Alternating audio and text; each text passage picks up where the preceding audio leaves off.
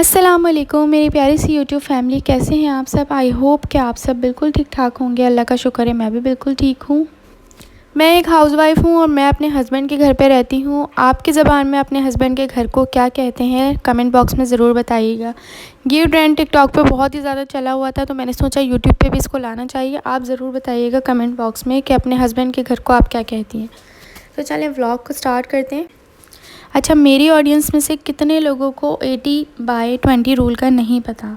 अगर आप बुक्स या फिर आर्टिकल्स पढ़ते हैं तब तो आपको पता ही होगा, लेकिन जिन लोगों को नहीं पता वो कमेंट्स में ज़रूर बताएं कि हमें नहीं पता। अगर आप नहीं जानते ना तो आज आप जान जाएंगे। अपने हर दिन को प्रोडक्टिव बनाएंगे, अपनी मैनेजमेंट अच्छे से करेंगे, हर चीज़ आपकी प्रॉपर होगी। तो आज मैं आपके साथ वही शेयर करूँगी किस तरह से आप अपने बच्चों को मैनेज कर सकते हैं, अपने घर को लेके चल सकते हैं और उसके साथ साथ अपने YouTube चैनल को भी ग्रो कर सकते हैं। किस तरह से करेंगे तो चलें आज की वीडियो में स्टार्ट करते हैं। तो काफ़ी टाइम पहले मुझे इस तरह के कमेंट्स रिसीव हुए थे कि मैं नई मदर हूँ, मैं टाइम को मैनेज नहीं कर पाती, मैं अपना कोई एक्स्ट्रा काम नहीं कर पाती, जो मेरे काम होते हैं मैं उसके अलावा कुछ भी नहीं कर पाती।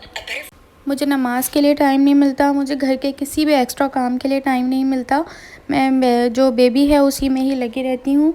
बेबी बहुत तंग करता है। और ये बहुत से ऐसे जो है कमेंट्स इस तरह के रिसीव हुए थे, तो मैंने सोचा था कि मैं इस पर वीडियो बनाऊँगी, लेकिन बस फिर मुझे ख़ुद टाइम नहीं मिल पा रहा था। तो मैंने सोचा कि आप लोगों के साथ, और अभी मैंने बीच में एक पोस्ट भी लगाई, कल से परसों मैंने एक पोस्ट लगाई थी कि मैं अब के बाद से जो है वीडियो अपलोड नहीं करूँगी और ना ही मैं यूट्यूब चैनल को आगे लेके चलूँगी, क्योंकि मुझे भी टाइम नहीं मिल पा रहा था। लेकिन मेरा तो एक वो अलग ही था, मतलब कि मेरी बेटी तो छोटी है ही, 2 बेटियां हैं मेरी, लेकिन जो छोटी वाली बेटी है वो बहुत ज़्यादा तंग करती है। ये सारी चीज़ें भी थी, उसके अलावा काम भी मैं जो है वो मैनेज नहीं कर पा रही थी कोई भी एक्स्ट्रा ना। तो मैंने इसलिए सोचा था कि मैं अभी छोड़ देती हूँ, मैं बाद में जाके इसको कंटिन्यू करूँगी। खैर ये एक अलग टॉपिक है, तो मैंने सोचा आपके साथ इस पर भी वीडियो बनाई जाए और मैं ख़ुद भी इसे ट्राई करती हूँ। तो जी टाइम मैनेज करने के लिए मैंने ये सोचा है कि देखें, सबसे पहली चीज़ हमें अपनी नाइट रूटीन को सेट करना पड़ेगा, क्योंकि जो नाइट रूटीन होती है ना वो अगर हमारी सेट नहीं है तो हमारी पूरी डे रूटीन भी ख़राब हो जाएगी। ये चीज़ मुझे पहले नहीं समझ आती थी, लेकिन मैंने 1-2 दिन इसको ट्राई किया और मैंने उसके बाद देखा ना, तो फिर मुझे लगा कि नहीं ये सही है। तो देखें, नाइट रूटीन अगर हम अपनी सेट कर लेते हैं तो हमारा बाकी का सारा दिन अच्छा गुजरेगा, सब कुछ हमारा। क्योंकि देखिए जो नींद होती है ना, मेन नींद होती है। अगर रात की नींद आपने पूरी ले ली, क्योंकि हम कितना ही दिन भर सो जाएं, लेकिन अगर जो रात की नींद पूरी नहीं ली हुई ना, तो फिर वो सारा दिन में कभी भी कवर नहीं कर पाती और फिर हमारा चिड़चिड़ापन रहता है, दिमाग ख़राब रहता है हमेशा। बस ऐसा होता है कि बस या तो सिर में दर्द होगा, ठीक है ना, इस तरह की सिचुएशन हो जाती है। कभी जो है बच्चों को गुस्सा करना, हस्बैंड से लड़ना, ये सब चीज़ें शुरू हो जाती हैं। और फिर रात में अगर नींद पूरी नहीं होती तो हेडेक तो लाजमी रहता ही रहता है, ठीक है ना। तो आपने अपनी नींद सबसे पहले प्रॉपर लेनी है, रात में आपने जल्दी सोना है। एक जो मैं आपको सबसे फर्स्ट पॉइंट बता रही हूँ वो यही है कि आपने अपनी नाइट रूटीन सेट करनी है। किस तरह से करनी है आपने, अक्सर हम लोग 9 साढ़े 9 बजे तक तो फ्री हो जाते हैं ना, उसके बाद तो हमें कोई काम नहीं होता। जब हम किचन वगैरह के कामों से 9 साढ़े 9 तक फ्री हो जाते हैं, उसके बाद आप तकरीबन चले 1-2 घंटे आप देख लें मोबाइल, कुछ भी देखना है आपको, कोई काम करना है, अपना यूट्यूब चैनल है तो उसका कोई काम करना है, कुछ भी है थोड़ा बहुत, क्योंकि ज़ाहिर सी बात है सर्चिंग करने के बाद ही बंदा वीडियो बनाता है। तो चलिए उस टाइम पर आप सर्चिंग वगैरह कर लें, ठीक है। उसके बाद आप क्या करें कि आपने 9 साढ़े 9 तक हम फ्री हो, इसके 10-11, हद से हद आप 11:30 बजे सो जाएं। दूसरी चीज़, उठें आप जल्दी, ठीक है। जल्दी उठने के बाद अपने घर के काम वगैरह निपटाने के बाद आप क्या करें, सबसे पहले नमाज़ की पाबंदी रखें, क्योंकि जब बच्चे आ जाते हैं ना तो फिर क्या होता है कि बच्चों की वजह से जो है वो नमाज़ नहीं पढ़ पाते। अक्सर लोगों की यही बहाने भी शुरू हो जाते हैं कि नहीं बच्चे हैं तो बच्चे ने पिशी कर दी थी, हो गया था वो, ऐसा कुछ भी नहीं होता। आप अपनी खुद से आप अगर अपना थोड़ा बहुत ध्यान रखेंगे इस चीज़ का, और अगर कोशिश करेंगे कि आप इन चीज़ों को इशू बना के अपनी नमाज़ ना छोड़ें, तो फिर ऐसा कभी भी नहीं होगा, ठीक है। नमाज़ की आपने पाबंदी रखनी, अगर नमाज़ पढ़ेंगे तो ही आपकी सारी डे की रूटीन सेट रहेगी, वरना आपको हमेशा कुछ ना कुछ बेसुकूनी रहेगी अपने घर में ना। और मैं जो सच बताऊं तो मैं पहले बिल्कुल भी 5 वक्त की नमाज़ पाबंदी से नहीं पढ़ती थी।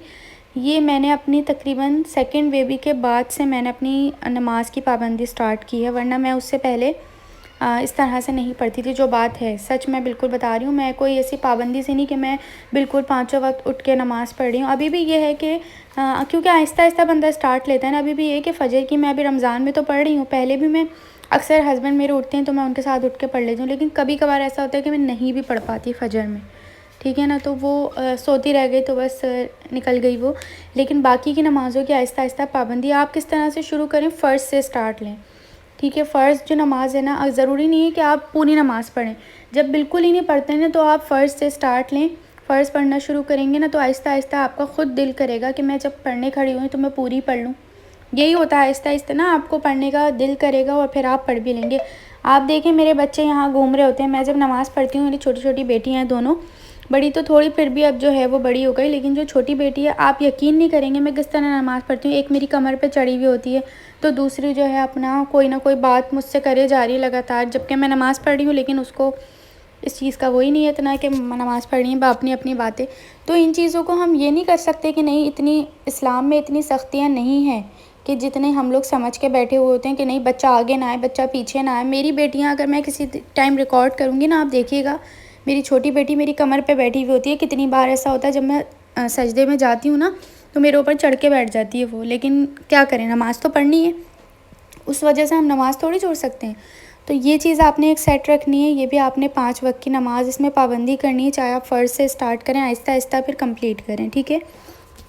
और अभी मुझे एक बात भी याद आई कि जब मैंने वो पोस्ट लगाई ना तो उस टाइम पर मुझे इतने सारे कमेंट्स आए माशाल्लाह से, इतने सारे मुझे लड़कियों ने कमेंट्स किए कि आप चैनल को ना छोड़ें, चैनल मत छोड़ें, आप नहीं जाएं, और हम आपके व्लॉग्स देखते हैं, आपकी वीडियोज़ इतनी अच्छी होती हैं, आपके जो है वजीफ़े इतने अच्छे होते हैं। उसके अलावा जो मैं सोशल जिसके ऊपर मैं बात करती हूँ कभी कभी, तो वो चीज़ें भी हमें बहुत पसंद है। तो मैंने फिर यही सोचा कि मैं करूँगी, कोशिश करूँगी मैं कि मैं इसे कंटिन्यू रखूँ, चाहे मैं डेली अपलोड ना कर सकूँ तो मैं एक दिन छोड़ के वीडियो अपलोड करूँगी, लेकिन मैं कोशिश करूँगी अब दोबारा से ना, क्योंकि मैंने अपनी सिस्टर को कहा था कि वो इसे कंटिन्यू, क्योंकि मैं किसी और को दे नहीं सकती जब तक मुझे भरोसा ना हो कि वो चैनल को बेकार कर देगा आगे जाके ना।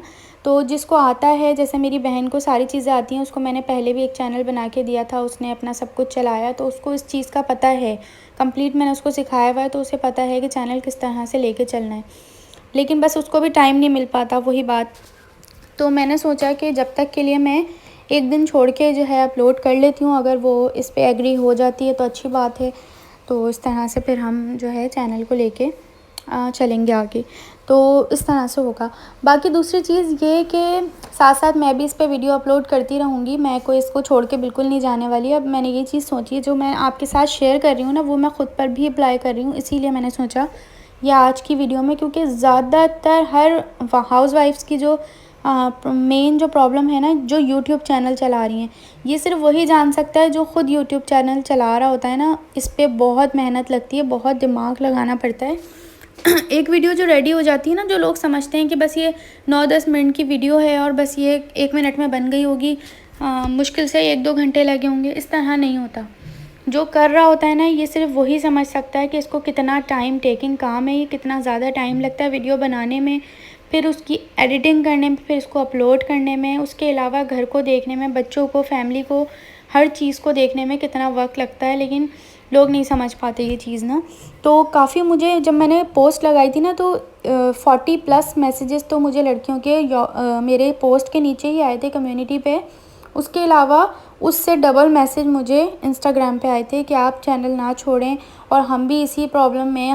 हमें भी सबसे ज़्यादा मेन यही होता है कि हम मैनेज नहीं कर पाते। लोग हमें यही बोल रहे होते हैं सब कि ये नहीं हुआ हुआ, वो नहीं हुआ हुआ, या ये काम करना है, या फिर एक्स्ट्रा कोई चीज़ है, आप कोई और काम कर रहे होते हैं, ऑनलाइन वर्क कर रहे होते हैं, या फिर कुछ और होता है, तो हमें ये सब बोला जाता है। लेकिन फिर भी हम बड़ी मुश्किलों से चैनल चला रहे हैं, हम एक दिन छोड़ के अपलोड करते हैं, आप ना छोड़ें, ये करें वो करें, बड़े मुझे मैसेजेस आए। तो मैंने उन सब को पहले तो मैं यही रिप्लाई देती रही कि मैं ख़ुद कोशिश कर रही हूँ कि मैं ना करूँ, लेकिन मैं क्या करूँ, मुझे समझ नहीं आ रहा बस ना। मैं इसके अलावा एक और होम मेकिंग का काम भी करती हूँ, वो भी मेरा डेली ऑर्डर्स नहीं होते, लेकिन कभी कभी ऑर्डर्स जो आते हैं तो मैं उसकी वजह से भी डिस्टर्ब हो जाती हूँ। तो ये चीज़, अभी तो रमज़ान है तो अभी तो फ़िलहाल कोई और इतना ज़्यादा मसला नहीं है इस चीज़ का, लेकिन रमज़ान में घर में इबादत और इन सब चीज़ों में भी टाइम नहीं मिलता। तो जी मैं आपको उसी टॉपिक पर आती हूँ अपने। तो सबसे पहले आपने अपनी नाइट रूटीन सेट करनी है, उसके बाद आपने अपनी नमाज़ की पाबंदी करनी है। नमाज़ की पाबंदी के साथ साथ आपने क्या करना है, अपने घर को, बच्चों को उसी तरह से, क्योंकि जब आप जल्दी उठेंगे ना तो आपको ख़ुद ब खुद टाइम मिलेगा। आपको इतना टाइम मिलेगा कि आप सोचेंगे कि हाँ अभी तो मेरे पास इतना टाइम है, क्योंकि जब हम देर से सो रहे होते हैं तो फिर हमें उठते भी जल्दी नहीं है। हम कोशिश यही करते हैं कि नहीं अब हम आराम से देर से उठेंगे। उठने के बाद ये है कि फिर क़ज़ा नमाज़ ज़ोहर की अदा कर ली, इस तरह से हो गया। फिर उसके बाद जो है वो सफाई में इसमें उसमें टाइम निकल जाता था पूरा, तो फिर आपका बिल्कुल ही टाइम ख़त्म हो जाता था इस तरह से। लेकिन जब आप जल्दी उठेंगे, अपनी नाइट रूटीन सेट करने से आपका पूरा दिन जो है वो मैनेज हो जाएगा। आप सुबह में बहुत ज़्यादा जल्दी भी नहीं, हद से हद अगर आप रात के 11 बजे, साढ़े 11 बजे सो रहे हैं तो आप सुबह को तकरीबन 10 बजे उठ जाएँ। इससे मतलब कि पहले भी नहीं बोल रही मैं, 10 बजे भी बहुत है। उससे पहले तो फ़जर के लिए उठना, नमाज़ के लिए फ़जर में उठती हैं जब आप, क्योंकि फ़जर की नमाज़ ज़रूरी सबसे पहले जो है फ़जर की नमाज़ है, ठीक है। फ़जर की नमाज़ के लिए जब आप उठेंगी, अगर कभी कभी ऐसा होता है कि आपकी आँख नहीं खुली, आप बोलें कि टाइम निकल गया, तो आप फ़ौरन से उठ के क़ज़ा नमाज़ पढ़ लें, ठीक है। जब भी आपकी आँख खुले आप क़ज़ा नमाज़ पढ़ें। जब आप क़ज़ा पढ़ेंगी ना तो ख़ुद ब खुद अल्लाह ताला आपको अगले दिन टाइम पर ख़ुद ब खुद अल्लाह ताला आपको उठा देगा कि ये इसने क़ज़ा भी पढ़ी थी, इसका मतलब पढ़ने का वो है, तो मैं इसको उठा दूँ उस टाइम पे। ये आप करके देखिएगा, आपको ज़रूर इस बात पे ना यकीन हो जाएगा खुद ही। जब आप, या आप रात के टाइम पर बोल के सो जाएं, ख़ुद से ही, मतलब अपने दिल में बोल के सो जाएं कि अल्लाह पाक मुझे फ़जर के टाइम पे मेरी आँख खुल जाए, तो आपको ख़ुद ब खुद ऐसा लगेगा कि किसी ने फ़जर के टाइम आपको उठाया है। तो आप इस तरह से उठ के नमाज़ भी कंटिन्यू करें अपनी, ठीक है। नमाज़ें भी हो गई। उसके अलावा ओवर थिंकिंग ख़त्म करें। ओवर थिंकिंग आजकल हम लोगों हाउसवाइफ में तो बहुत ही ज़्यादा हो गई है। ओवर थिंकिंग की बीमारी इतनी ज़्यादा हो गई है कि हम बहुत ज़्यादा सोचते हैं, हर छोटी छोटी बात पे ना बहुत ज़्यादा सोचते हैं कि कोई भी बात हो जाए उसको जो है अब हम लेके बैठे हुए हैं, सोचे जा रहे हैं। तो ओवर थिंकिंग बिल्कुल ख़त्म कर दें अपनी ज़िंदगी से। रात गई बात गई ऐसे सोच के और बिल्कुल हर चीज़ को ख़त्म कर दें। और मैंने भी यही चीज़ अप्लाई की है, अब काफ़ी टाइम से मैं यही कर रही हूँ। बट कभी कभी ऐसा होता है कि अगला बंदा नहीं समझ पा रहा होता इस चीज़ को, वो अपनी थिंकिंग से बात कर रहा होता है, हम अपनी थिंकिंग से कर रहे होते हैं। ज़्यादातर हाउसवाइफ के लिए ये मैसेज, तो वो भी कोशिश करें अपनी तरफ से ओवर थिंकिंग बिल्कुल ख़त्म कर दें, सोचना ख़त्म कर दें। कुछ भी हो, लड़ाई झगड़े हों, कुछ भी हो, बात करना बिल्कुल, चाहे आप खामोश रह लें लेकिन आप बहस ना करें, ठीक है। और ना ही सोचें ज़्यादा उस चीज़ के ऊपर, जो भी आपकी बात हुई हो, कुछ हो, सोचे भी नहीं। और बिल्कुल अपने जो काम, जब आप उसको छोड़ के अपने कामों में लगेंगे ना, ऐसा होता है कि कभी कभी इंसान को गुस्सा होता है ना, तो गुस्से में काम भी बड़ी जल्दी हो रहे होते हैं कि जो हमारे पेंडिंग काम होते हैं ना वो हम फटाफट से कंप्लीट कर लेते हैं, जो हमारे काफ़ी दिनों से पड़े होते हैं कि अब हम करेंगे, लेकिन वो गुस्से की हालत में बहुत ही जल्दी से हो जाते हैं। ऐसा मेरे साथ होता है जब भी मेरी कभी मेरे हस्बैंड से लड़ाई होती है ना, और अगर मेरा मूड ऑफ होता है और मैं कुछ बोलती नहीं हूँ, उस टाइम पे मैं अपने जो पेंडिंग काम होते हैं वो मैं कर लेती हूँ फ़ौरन। जैसे अभी मेरा कबर्ड काफ़ी उल्टा पड़ा हुआ था, मेरे बच्चे जो हैं वो अंदर घुस के बैठ जाते हैं और फिर उनका मतलब कि बेड़ा गर्क कर देते हैं पूरा, समझने उसका ऐसा हालत हो जाती है उन कपड़ों की, चाहे मैं तय करके कितनी बार भी रख लूँ ना, वो अंदर घुस के खेलती हैं, बैठ जाएंगी और फिर पूरा डोर बंद कर लेंगी अपनी तरफ से, क्योंकि थोड़ा सा उसमें ना होल, मतलब कि काफ़ी गैप है, कि उसकी वजह से ये होता है कि डर नहीं होता है कि अंदर वो बंद भी हैं। तो लेकिन वो जब निकलती हैं एक दूसरे को मारेंगी, लड़ेंगी अंदर बैठ के, और तो फिर वो सारे कपड़े आके नीचे गिर जाते हैं और फिर मुझे दोबारा से उसको सेट करके रखने पड़ते हैं।